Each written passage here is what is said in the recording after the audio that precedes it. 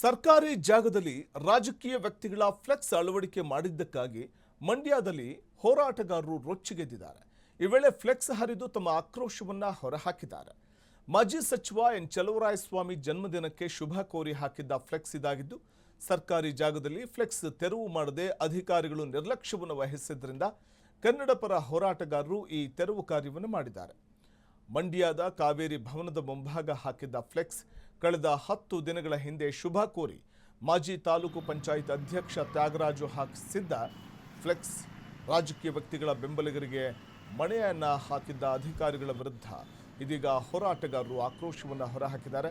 ಸರ್ಕಾರಿ ಜಾಗದಲ್ಲಿ ರಾಜಕೀಯ ಫ್ಲೆಕ್ಸ್ ಹಾಕಿರುವುದು ಸರಿಯಲ್ಲ. ನೀರಾವರಿ ಇಲಾಖೆಗೆ ಸಂಬಂಧಪಟ್ಟಂತೆ ಮಾಹಿತಿಯನ್ನು ಹಾಕಬೇಕು. ಸಚಿವರು ಹಾಗೂ ಸರ್ಕಾರ ಇದರ ವಿರುದ್ಧ ಕ್ರಮ ವಹಿಸಬೇಕು ಅಂತ ಆಕ್ರೋಶ ಹೊರಹಾಕಿದ್ದಾರೆ.